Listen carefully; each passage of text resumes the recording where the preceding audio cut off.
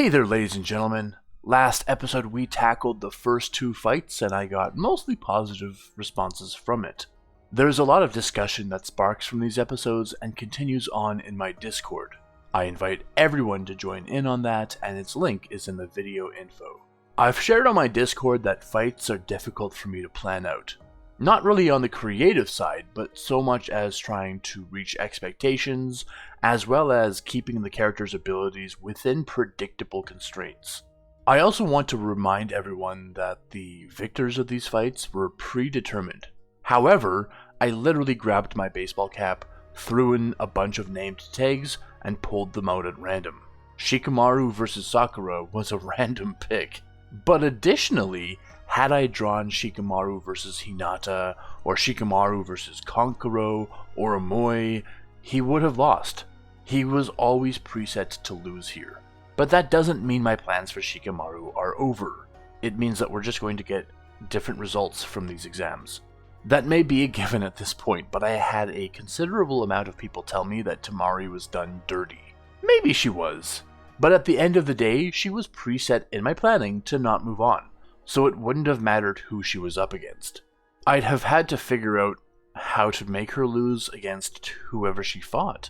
For those who are wondering why I drew names at all and not keep to strict planning, well, while this whole journey is a creative challenge to create an alternate storyline for the Naruto universe without insulting the original or skewing into the unrealistic, within those parameters, I still want to face further challenges. For me, I can't rise above something if it was never a hurdle in the first place. How can you make a really good story if you're never challenged? It's the same as skaters who never challenge themselves to a really big jump, or a really nice trick, or marathon runners who try for a 25k race instead of a 10k race. We challenge ourselves so that we can better ourselves. The prospect of creating a good fight out of an unexpected character combination is difficult and kind of scary. But sometimes the outcome is so good that you realize another part of yourself that can take on this challenge in the future. There are many individuals in my Discord that are making rewrites of their own. In many cases, they struggle with confidence of skill, or of creativity, or even of commitment. I hope that they can one day not just complete their own rewrites, but put them out there for us to read or even listen to. So with every episode I put out, I don't want everyone to think that this all comes extremely easy. Some of it does, because of course it would. I'm great at world building and seeing the bigger picture, but I'm also not so great at dialogue, which is why I've chosen the style of writing that mostly excludes that. However, there are moments that are extremely important that require dialogue, so I challenge myself to it, for better or for worse. And hopefully we can inspire hope in each other, in place of courage, to rise to our own personal challenges. There's a reason why killing off a favorite character is a great sign of a writer who wants to challenge themselves. I can guarantee that Kishimoto loved Jiraiya, and even if it was planned to kill him off, I can't imagine, even for the creator, that it was an emotional choice. These are necessary choices, extremely important. But you'll occasionally come across stories where characters get fake-out deaths. I always wondered to myself if the writer just couldn't muster the courage to permanently remove a character. Very, very brief spoiler alert for Fairy Tail, there was a moment when one of the little cat characters quote-unquote died. But several chapters later, they were reintroduced as having survived what the readers previously thought was a definite death. I think in moments like that, the author chickens out from a permanent, dire decision. It doesn't necessarily make the work bad, but it certainly removes the danger, the severity of what are normally permanent choices. Obviously, choosing who passes and who fails in these Chunin exams aren't as dire as permanently killing a character off. However, as dirty as I may write some of these characters, even the minor characters like Tamari will have their own growth throughout the story. Nearly every one of the characters will have downs and ups. As my Neji would apparently say sometimes, it's just not in the cards. Anyway, I've ranted for long enough. Let's get into the episode. Shikamaru has fulfilled his great wish and sleeps against the wall while the rest watch the ensuing fights. Sakura stands with her Jonin teacher Kurenai as they wait for the other fights to conclude. Tamari and Neji were both carted off for medical treatment. That said, Tamari's not actually injured, but temporarily disabled. She was only carried off because, well, what else would you do with someone who can't move? And the third match has been decided upon. Naruto Uzumaki versus Atsui of the Cloud. Atsui is older than Naruto by several years. Though he does not have greater chakra reserves, he's definitely physically stronger and more experienced. Despite being friendly with the Leaf Genin before the second phase began, Naruto didn't really get a chance to learn anything about them. Well, Naruto wasn't really interested in learning what they could do at the time. The only thing Naruto can ascertain about Atsui is that he probably uses a sword, judging by the one attached to his back. On the flip side, Naruto is more or less back to 100% since arriving back to the tower and having time to recover. Atsui doesn't look too worn out himself. Trying to start from a basic level, Naruto charges in for some taijutsu, but Atsui responds instantly with the brandishing of his sword. Before Naruto can halt his attack and leap away, Atsui lands a clean strike down Naruto's back. Shocked by the precision strike, Naruto counts himself lucky that he was fast enough to evade a fatal blow. But Naruto was not lucky. Atsui is following orders, and along with his fellow teammates, he is not allowed to kill anyone in this competition. The last thing the Cloud needs right now with the water and rock allying is to get on the Leaf's bad side. Like it or not, the Leaf has historically held the stronger army. Though Atsui's learned throughout his life that Cloud Ninja are trained much more strictly than Leaf Shinobi, it's still a dumb thing to piss off your so far non-violent neighbor. And Atsui studied up on the Leaf Genin extensively. He knows Naruto is the son of the current Hokage. He also knows that Naruto is the Jinchuriki of the Leaf, like B. But B's an anomaly amongst Jinchuriki, and he's been warned already of the volatility that can potentially come from Naruto and the Sand Kid. While Naruto struggles to nurse the cut on his back, Atsui affords himself the time to glance up at Gaara. One hand clutching his head, Gaara does not seem at all interested in anything that's happening. While Atsui allows Naruto the time to recover, the latter snarls that he was injured already. When he first awoke in the tower, he had a whole day until the Forest of Death ran out of time. Still healing but able to move around, Naruto saw the state that Hinata was in. The absolute resolve that he had in the forest when he first saw her beat up returns to him as he takes the time to look at her cuts. Tenten, while he was unconscious, had been tending to their wounds and removed Hinata's jacket to better apply first aid. But all this did was expose the cuts and bruises up her arms and across her body. Had he not been so sporadic and run off, perhaps he could have saved her from all this hurt. Gritting his teeth, Naruto set all his remaining time into replicating the wind sheath. In conscious memory, he had just done it successfully. The method was fresh in Naruto's mind, and with his purpose refreshed, refined even, Naruto set to work with a pure desire to reliably use it in the future. Stopping his goofy reach around to feel his back, Naruto relaxes and sets his eyes back on Atsui. Naruto's not angry or even excited as he observes Atsui gripping his blade.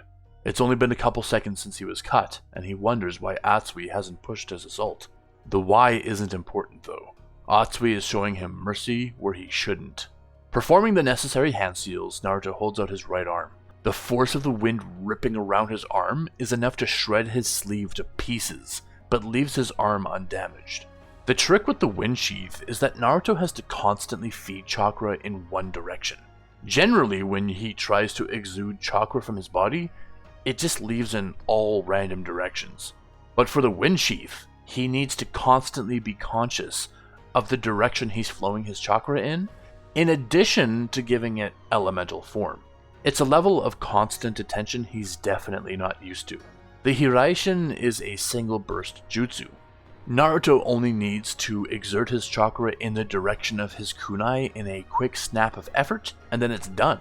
For him, the wind sheath is on a level he needs time to master, while he's been able to pull off the Hiraishin for as long as he can remember. Though Atsui observes Naruto's sleeve tear away from nothingness, Naruto doesn't give him the time to figure out how that happened and charges a second time. Smiling at the impending clash, Atsui swings his sword down at Naruto, who raises his wind-sheathed arm to guard. On contact with the concentrated force of wind, Atsui's blade is kicked away, and Naruto's guard turns into a dangerous punch. Halting his own momentum, Atsui leans backward so his face doesn't accidentally collide with Naruto's arm, and he leaps backward to regain his bearings. Naruto does not give him time to recover, and as Atsui resets form, Naruto is swinging his dangerous arm at him. Again, instinctively, Atsui brings his sword up to guard, but the wind grabs it and chucks it away. Forget hurting Naruto, Atsui can't make contact with him at all. He knows that if Naruto's arm hits him, that's game over. And being a Jinchuriki and Uzumaki, Atsui knows he can't outlast Naruto. But though he continually clashes his blade to Naruto's arm uselessly, Atsui realizes that he let himself get rattled. Naruto has no idea how to employ his jutsu offensively. Though he appears to be swinging at Atsui, it becomes clear that he's only trying to keep the Cloud Ninja at bay. But it's a shield of wind, and Atsui has the perfect answer for that. Smirking, Atsui swings again at Naruto, and right before his blade strikes the windshield, he charges a line of fire through it. In an instant, his sword triples in size.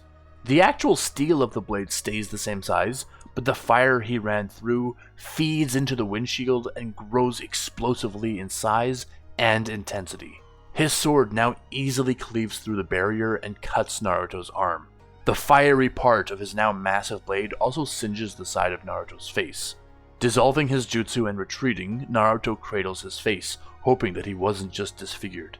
Shocked and scared by the sudden wild flames, Naruto hears a voice over his shoulder. Is this all you can do? Turning to face the voice, Naruto sees nothing. It didn't sound like Atsui, but no one else should be involving themselves in the fight, and at the very least, Anko should be calling them out for it. Shaking his head, Naruto refocuses and reaches into his toolkit to pull out nothing? He used 2 scrolls against the Sound Ninja, so where'd he put his third one? Grabbing at his hair and groaning before a confused audience, Naruto realized that he unfurled the 3rd scroll, didn't use it, and then also didn't pick it up again. Even now, it's probably still sitting open on the forest floor. His secret trump card, and now he can't even use it? Pulling a shuriken out instead, with wire attached to it, Naruto plays with the idea of fighting at range. But Naruto doesn't work with wire enough and sighs at the potential logistics. This time though, Atsui doesn't give him time. Naruto hums and haws as he tries to figure out how to fight against a giant fiery sword as it bears down on him again. "Defend yourself!" the voice commands, and Naruto pulls up a rushed wind sheath again. This time it doesn't grow the fire any further, it simply adds to its intensity. The blade stops at Naruto's arm. Even though the strike still burns and cuts a bit, it doesn't remove his hand. It should. The wind sheath made the flames so intense that they ruined the steel of Atsui's blade. Still useful like a dull knife, Atsui relinquishes his flames to inspect his now glowing sword. Impressed. "You're such a fool. Just give up." The voice rings again. Dropping his physical defense and attempting a dodge, Naruto is barely scraped this time. But all he's taken is damage, and Atsui is still unharmed. Naruto's right arm is burned badly, and the left side of his face is still searing from the previous injury. Your father watches a failure. Reminded that his dad is somewhere in the room, watching him blunder, Naruto is subjected to a wave of shame. As his confidence wavers, the voice gains a deep grumble, and its whispers turn to talking. And nobody likes a failure. For the first time since they arrived at the tower, Gaara's headache seems to clear. He thinks on it for a moment, before staring down at Naruto with pure intensity.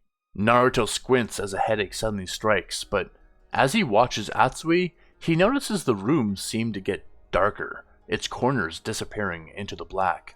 Did Atsui perform some sort of jutsu when Naruto wasn't looking? Sakura from up above feels a chill that turns her skin to goosebumps. She looks around the room and realizes it's gotten so dark that she can't see the other genin on the opposite balcony. Sakura looks up at Kurenai, who seems concerned but is otherwise relaxed. On the opposite balcony, Sasuke looks around and wonders if someone laid out a genjutsu. Kakashi tells him and Shikamaru, who's been woken up by this strange feeling, that they're not in danger. Even so, Kakashi leans forward and stares at Minato for any signal he might raise. For some reason, Atsui isn't taking the offensive now, but Naruto has no idea why.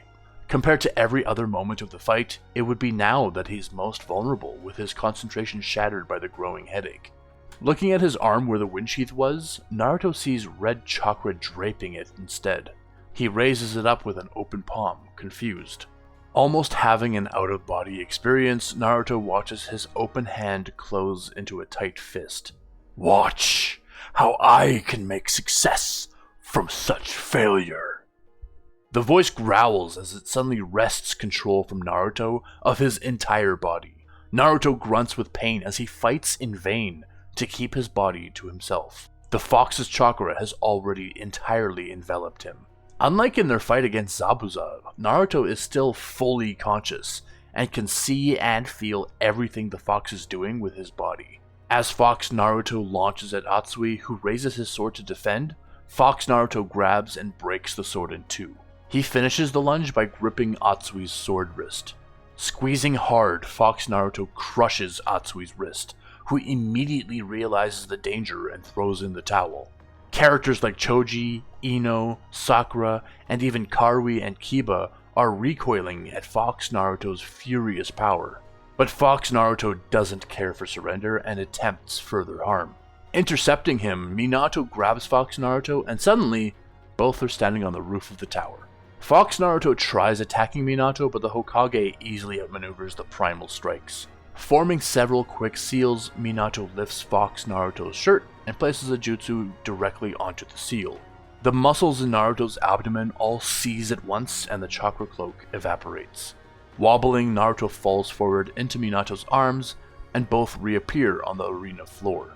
Naruto asks tiredly if that disqualifies him, but Anko says the fourth intercepted after Atsui forfeited, so he's gotta win.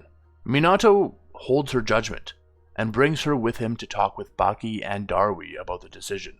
Naruto looks around at everyone watching, but there are no smiles, no celebrations for his victory. Because that was no victory. Yet again, he let the fox take over. He cheated. His own power wasn't enough. He flushes with regret and humiliation and looks over at Atsui, who's letting Karui wrap a bandage around his wrist. Weakly, he tries to apologize to Atsui, but he can't find his voice, burdened by his tainted honor. Noticing the disgraced Naruto, Atsui tells him it's not a big deal. Bijou are hard to deal with sometimes. Looking up at Asuma, Hinata, and Tenten, expecting some encouragement from them, Naruto accidentally sees horror on Tenten, and what he can only describe as disgust from Hinata. Eyes dropping to the floor, Naruto clutches at his stomach and curses the demon within. After a couple minutes, Anko returns to the floor and tells Naruto that he is indeed going on to Phase 3. But Minato tried to prevent that judgment. This is not a relief for Naruto, and though he looks to his dad for encouragement, Minato has vanished from the room. He's left, while Naruto is most alone. Clearing the floor, Anko sets the screen to 2 more names. After the dark end to that fight, the room is rather quiet until the names arrive. Naruto doesn't greet his team as he rejoins them. The space between him and the girls is especially pronounced, and he decides to just move on down to an empty section of the balcony. He settles between his own team and Team Guy. Kiba's the first person to approach him, but the ensuing commentary isn't pleasant for Naruto. Berserk much? Kiba asks him seriously, nodding at the girls on either side who won't even look at Naruto. You keep scaring people like that and you'll never make any friends at all. Looking at the rest of Kiba's team, Naruto sees Rock Lee giving him a measured study. Ino is actually looking at him, but she looks just as terrified as Tenten did. Head dropping again, Naruto approaches Asuma and asks him if he can leave. Asuma tells him no. He needs to stay to support his teammates in their fight.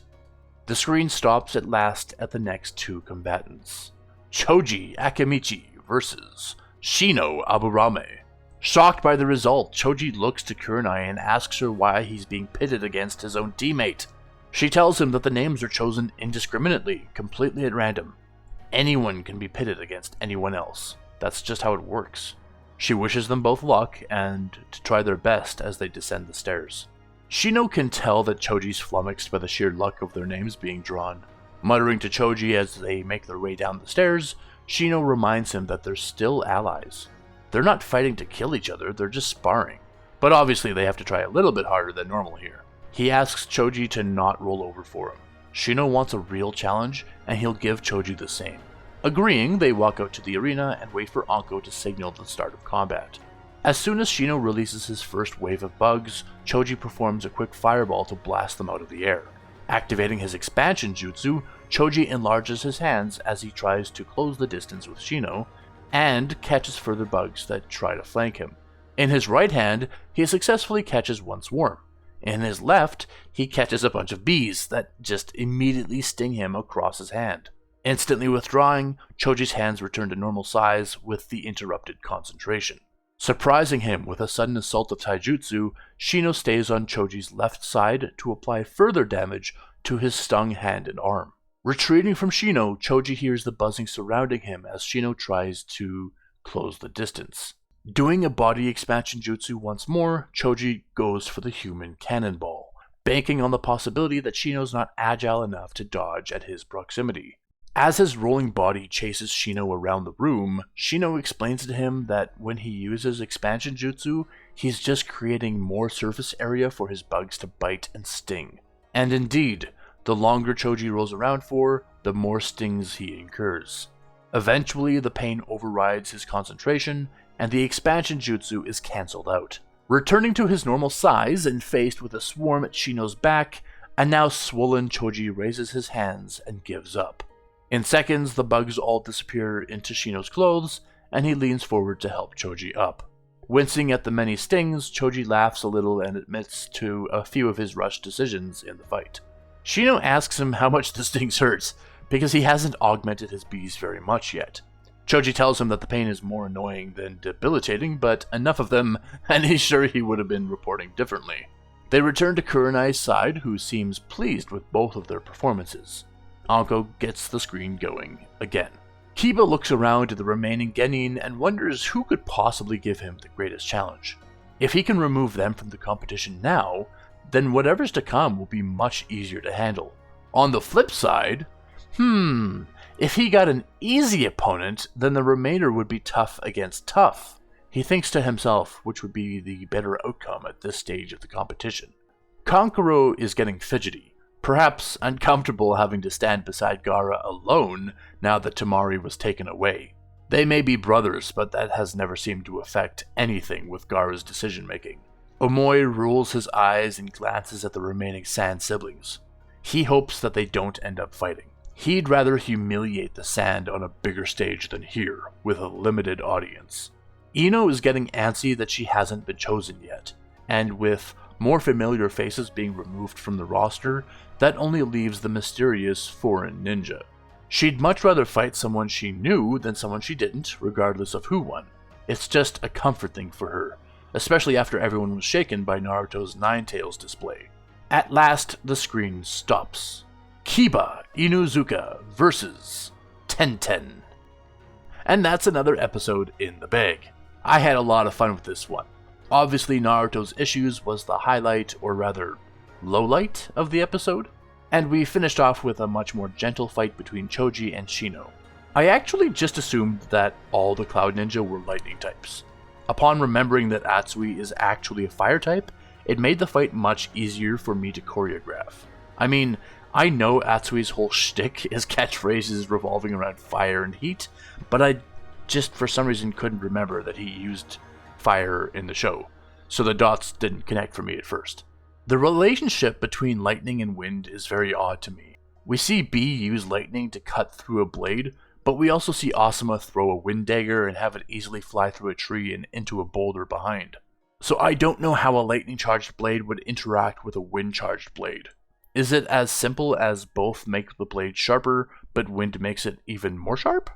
I'm okay with a simple answer like that, but I'd also like to know actually how the two would interact, rather than be fed a theoretical. Anyway, today's was another slightly longer one, but don't expect this to be the new norm.